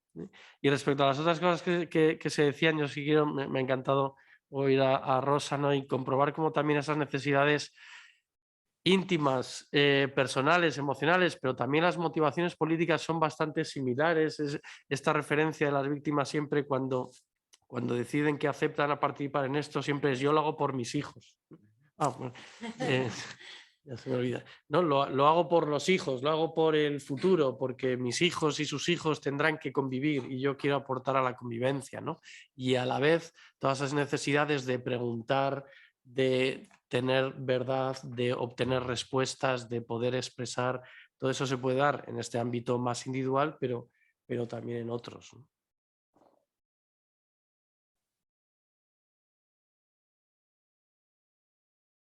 ¿Queréis aportar algo a las otras cuestiones? Y también María Ángeles Ruiz Colomé quería hacer una pregunta. Entonces, que las cuestiones que planeaban, os lo recuerdo, eran la de cómo dar a conocer la justicia restaurativa en la sociedad y creo que Rosa y Fernando nos pueden hablar acerca de cómo hacer cuando todavía están en el poder, ¿no? Las personas que han cometido, que están detrás de la comisión de estos terribles actos y sin embargo cómo reunirnos, ¿no? con el victimario. María Ángeles, te plantea tu pregunta y así cerramos el...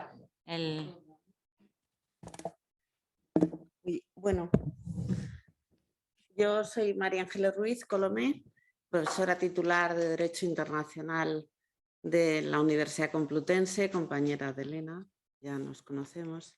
Y me gustaría, bueno, pues ante estas intervenciones tan interesantes y apasionantes, a mí me han gustado mucho, el tema de la justicia restaurativa, pues la verdad era un tema que me empezó a interesar con Colombia y con Ruanda incluso, pero que luego, pues viendo los acontecimientos actuales en Venezuela, pues me han seguido apasionando. Y en España especialmente el tema de ETA, que yo sí que he vivido de cerca por mi edad, y siempre me ha parecido un tema pues muy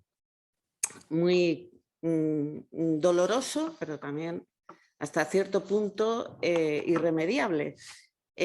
¿Por qué digo esto? Porque, claro, ETA surge en un momento histórico en España donde teníamos una dictadura y bueno, yo no voy a decir que sus aportaciones terroristas fueran necesarias, pero desde luego sí que en algunos momentos históricos de su existencia iban dirigidas a luchar también contra la dictadura, por lo menos eran los argumentos que ellos utilizaban, ¿no? Recuerdo la película Operación Ogro y el libro, que también lo leí, que versa sobre el atentado que sufrió el Carrero Blanco, en un momento histórico, y que se justificaba en el tema de que eso suponía una ruptura de una prolongación de la dictadura históricamente hablando. Me parece muy interesante la justicia restaurativa en este sentido, en todo el proceso histórico de ETA, desde el principio hasta el final. Creo que las motivaciones pueden variar, eso no sé, lo dejo a los estudiadores, la verdad. Y bueno, me parecería interesante hacer hincapié un poquito en eso. Me gustaría saber cuál es la visión desde ese recorrido histórico, desde el nacimiento de ETA hasta la actualidad, desde esta perspectiva de justicia restaurativa.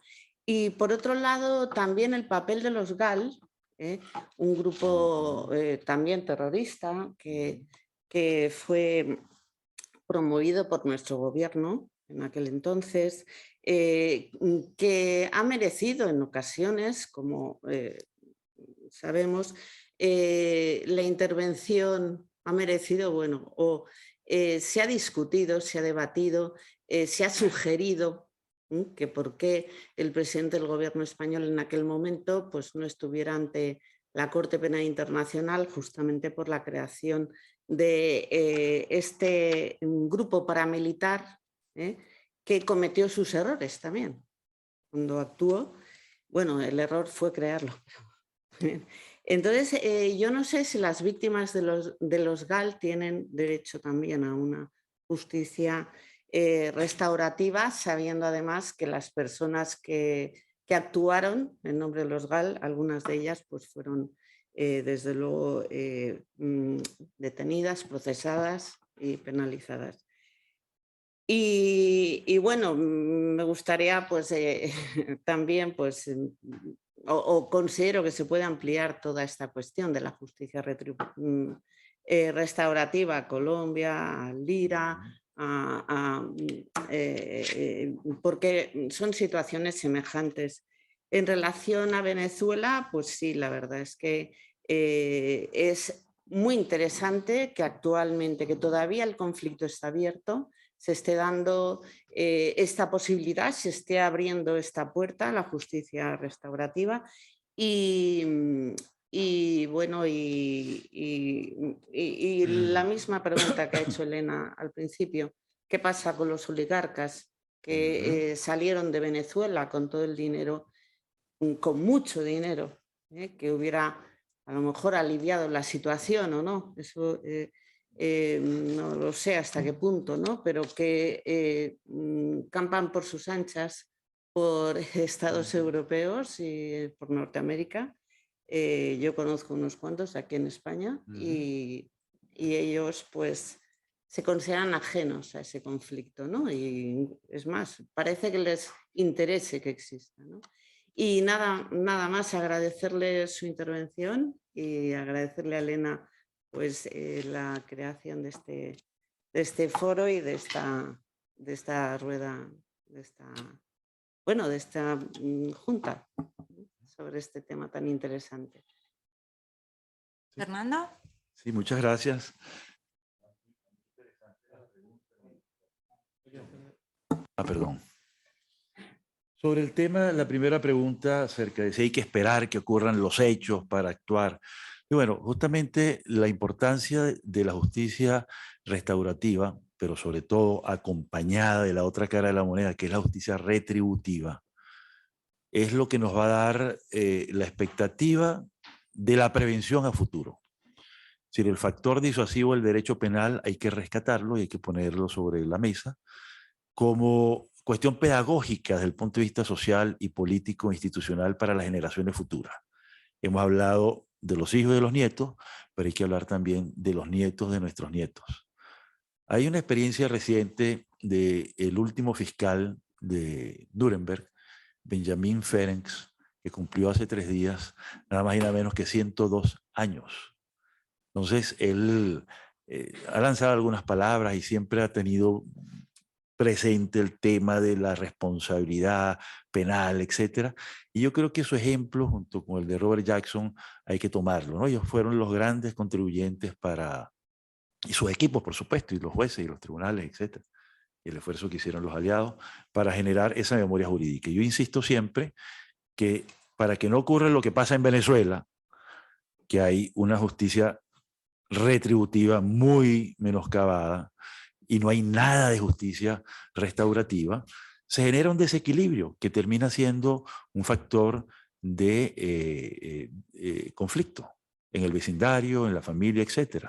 Siempre sacamos como ejemplo en la Academia Venezolana que la justicia de faltas, que son los hechos punibles menores que ocurren en el ámbito de la familia, en el ámbito del vecindario, del condominio, etc., simplemente no se procesa en Venezuela. Y partimos de la base, como me enseñó mi abuelita, de que quien hace lo más, también hace lo menos. Si yo mato y no pasa nada, pues qué importa que haga cualquier cosa, tirar basura en el vecindario, hacer ruido de noche, talar un árbol. Es decir, hay una, digamos, tiene que establecerse un equilibrio en torno al factor de no impunidad respecto de cada hecho. Tiene que haber un procesamiento de algún tipo. no dejar al olvido, no dejar en el aire las cosas porque luego se van acumulando y después es más difícil, ¿no? Lamentablemente el derecho penal no puede operar antes del hecho. Eso siempre ha sido así. Los temas legales siempre van después de los hechos. Entonces, pero a futuro, cuando se crea un precedente, ya tenemos un factor de prevención sumamente importante, que ahí está ya el papel de los profesores, el papel de los padres de familia, de los medios de comunicación, para que eso se divulgue, se conozca y se mantenga. Y por supuesto, el papel de las víctimas. Es decir, creo que mucha gente habrá echado al olvido los sucesos del Holocausto, pero ha sido la comunidad jurídica y la comunidad, perdón, judía, la que ha hecho que se recuerde permanentemente por todas las vías posibles, simbólicas, jurídicas. El tema de la justicia restaurativa ha sido los adalides, sobre todo respecto de Alemania, ¿no? Entonces creo que es un conjunto de cosas que bien organizadas se pueden ver, ¿no? Hay un tema sobre cómo, si esto beneficia o no a la sociedad. Hay un famoso trabajo de Karl Jaspers, que yo siempre recomiendo, se llama La culpa de Alemania, que fue luego replicado por Hannah Arendt, que hablan de la importancia del manejo de la culpa respecto de ciertas cosas. ¿Cómo es posible que haya pasado esto y yo no haya hecho nada? Que fulanito... Sí, y la culpa está ligada a la responsabilidad. Entonces hay que categorizar esto y hay que llevar a cabo pues, los juicios y también los procesos de restauración. Sin venganza, pero tampoco con impunidad. Hay que aplicar una justicia con justedad, con justeza, y valga el juego de palabras, pero la idea es el equilibrio, que no haya defecto ni haya exceso, que no haya venganza ni tampoco impunidad. Entonces, por eso la unión de la justicia retributiva con la restaurativa me parece que es muy importante rescatarla. Muchas gracias. Javier, no sé si quieres aportar algo. Sí. Bueno, un par de comentarios rápidos que andamos mal de tiempo. La verdad es que lo que plantea la profesora igual sería para otro seminario, porque creo que es una complejidad de temas los que hable. Yo, oyéndole a ella y también antes a Rosa, recordaba en una de estas obras que recomendaba lo que en su momento se llamó allí la experiencia Glen Cree, ¿no? Que fue algo que también se inició desde el gobierno vasco, desde la dirección que dirigía Maisabel, que fue juntar a víctimas de distintas violencias, ¿no? Y como la primera experiencia se hizo, porque esto se hizo con ETA activa, etcétera, se hizo llevándose a todas estas personas a Glen Cree en Irlanda, pues se le llamó así la experiencia Glen Cree, luego se dieron las reuniones en España, etcétera, y fue muy interesante. Yo creo que sobre eso hay documentales también que se pueden ver en abierto en internet, muy interesante cómo personas que estaban situadas a diversos lados de bandos, ¿no? Víctimas de ETA, con víctimas del GAL, con víctimas de torturas, con víctimas de fuerzas policiales, ¿no? De cuerpos fuerzas del Estado, etcétera, se generaba un punto común en que las personas se reconocen efectivamente en el dolor, y eso a la vez permite saltar un montón de muros ideológicos y políticos, ¿no? A través de ese nexo que produce el dolor. En el caso del GAL, aquí hay una entrevista con Pili Zabala, ¿no? Ella se unió en más de una ocasión, se reunió con José Amedo, ¿no? Policía, que participó en el GAL, y bueno, han tenido varios encuentros en los que, bueno, para ella mismo relata cómo ha sido reparador. Lógicamente, digamos que no ha habido una petición de disculpas por parte del Estado, por así decirlo, aunque obviamente el GAL se ha condenado, se ha juzgado, aunque es cierto que a ella le puede doler, por ejemplo, pues que de los 75 años de condena, Rodríguez Galindo cumplía 2, ¿no?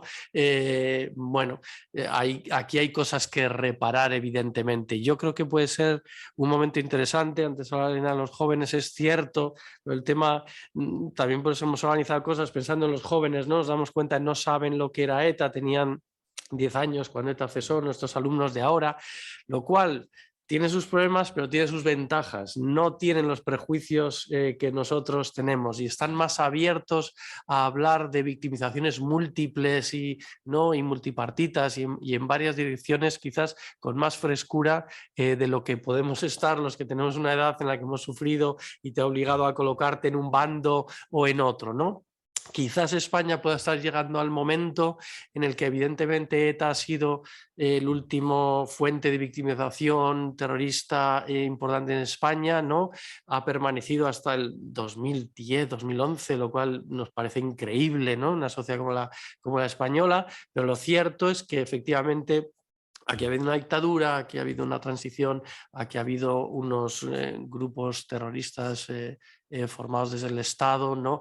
Ha habido unas prácticas amplias de la tortura por parte de las fuerzas y cuerpos de seguridad del Estado, ¿no? Y todo esto es lo que ha habido más o menos un manto de silencio, pues quizás está llegando el momento con la distancia, ¿no?, de reabrir, pues si se está reabriendo la memoria de la dictadura franquista, ¿no?, todo esto que se amnistió en el 77, pues cómo no se va a reabrir otras violencias. Y siempre, no desde sí desde la justicia, pero no desde la venganza, no desde el odio, pero sí siempre desde las víctimas, desde que eso sí que tiene que ser algo intocable, los derechos de las víctimas a la verdad, la justicia y la reparación.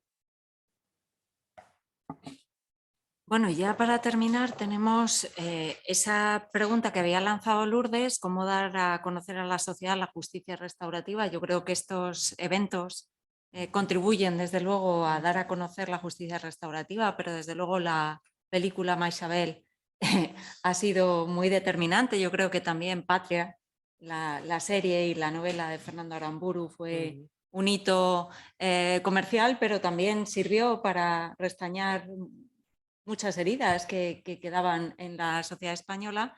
Y quedan dos preguntas y os ruego que os presentéis.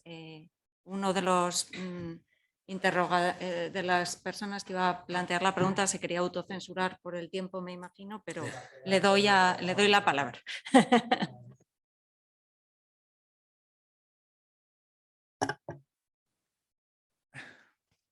Bueno, buenos días, mi nombre es Andrés. Antes que nada, agradecido por la intervención de los ponentes. Me ha parecido muy enriquecedor, sobre todo la experiencia vivida contada por Rosa. Es importante en el mundo de ahora levantar la voz. Y la pregunta específicamente para el profesor Fernández y para Rosa es si, según su experiencia, en Venezuela es posible garantizar la seguridad individual y colectiva de quienes participen en un proceso de justicia restaurativa, llámense víctimas, familiares, jueces sobre todo, testigos y los mismos victimarios, porque apunto el caso de Colombia. Hubo una vez en la historia colombiana en la que se instauraron procedimientos especiales en donde los jueces utilizaban máscaras para afrontar todo este tipo de procesos. Entonces quisiera saber su experiencia en ese sentido.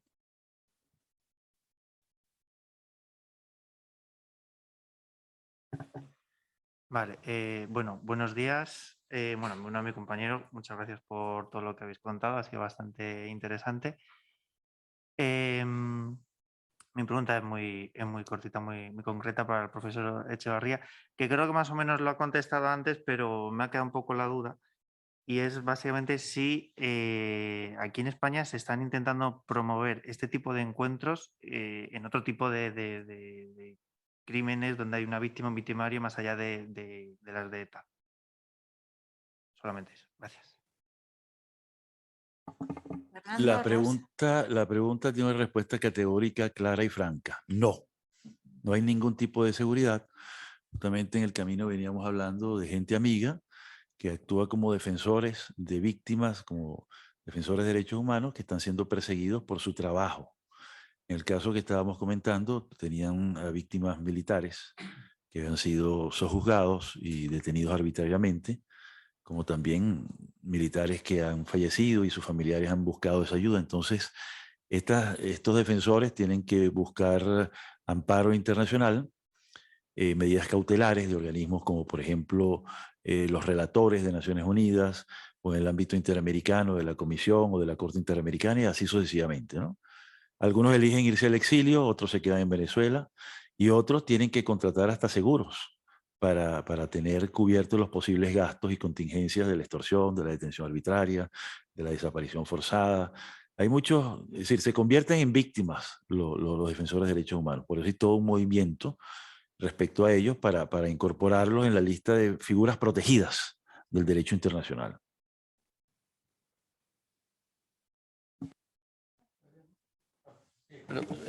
Preguntabas en otro tipo de delitos, ¿no? Sí, eso desde hace ya bastantes años hay todo un movimiento en el ámbito de la justicia restaurativa que sobre todo se ha centrado en la mediación autor-víctima, ¿no? Como uno de sus mecanismos, aunque es cierto que la directiva europea de 2012 pretende ampliarlo a otros métodos como los círculos, ¿no? Las conferencias, otras metodologías restaurativas. Desde los años 80 en España algunas experiencias en el ámbito de la justicia penal, siempre se suele citar el servicio de víctimas de Valencia, un sitio donde se hicieron primeras experiencias. En el ámbito de menores esto está en la ley desde la ley 4/92, ¿no? Por ejemplo, cuando yo estuve con responsabilidades en el gobierno vasco, ahí en el 2007, creamos lo que entonces fueron los servicios de mediación penal, que hace poco se han transformado. También participé un poco en la reformulación de aquello a partir de la directiva y el Estatuto de la Víctima, en llamarse servicios de justicia restaurativa. El Consejo General del Poder Judicial, por ejemplo, en España, se ha implicado en tratar de impulsar la mediación, se centran más en la mediación, más que en la justicia restaurativa, no solo en lo penal, sino también en otros ámbitos. Y, por ejemplo, en la página del Consejo General del Poder Judicial puedes encontrar las memorias anuales de todos los juzgados en España donde se están realizando experiencias de mediación autor-víctima o también mediaciones en otras jurisdicciones, ¿no? Bueno, lo que ocurre es que, como comentaba antes, todavía esto no está en la ley, ¿no? Y entonces a los jueces les obliga la ley y todo lo demás es voluntario, ¿no? Y entonces, bueno, ellos se está creando un corpus de experiencias, en mi opinión. Dentro de poco tendremos un debate sobre esto en otro foro. Han menguado un poco las experiencias, pero yo creo que quizás falta una cultura restaurativa en los operadores jurídicos y entonces esto está produciendo que estén menguando las experiencias que se habían puesto en marcha, así como con más aspiraciones y con más ambición, ¿no? En muchos sitios lo que vemos, y termino esta idea, está quedando con la idea de que esto de la mediación a la justicia restaurativa, esto es para la delincuencia de bagatela, para las faltas, los delitos leves, ¿no? Esto es casi privado, ¿no? Pero en lo serio, en el derecho penal serio, solo vale la justicia punitiva, ¿no? La que implique castigar, ¿no? Y más allá de eso no tiene sentido. Bueno, y esta es una cultura que está entre nosotros y que cuesta. Fernando, creo que querías aportar Sí, un algo más. pequeño comentario a la luz de la pregunta y la inquietud de Ángeles, ¿no? Decía el tema de la corrupción. Y me hizo recordar un caso que tuvimos en Venezuela de pasar la página respecto a los derechos humanos con Marcos Pérez Jiménez. Marcos Pérez Jiménez fue el primer gran corrupto. Fue juzgado por casos menores en Venezuela de corrupción y luego obtuvo inmunidad parlamentaria, etcétera, ¿no? Pero, digamos, los hechos crueles, los hechos contra miles de personas por su opinión política y las torturas, las detenciones arbitrarias, eso nunca fue procesado.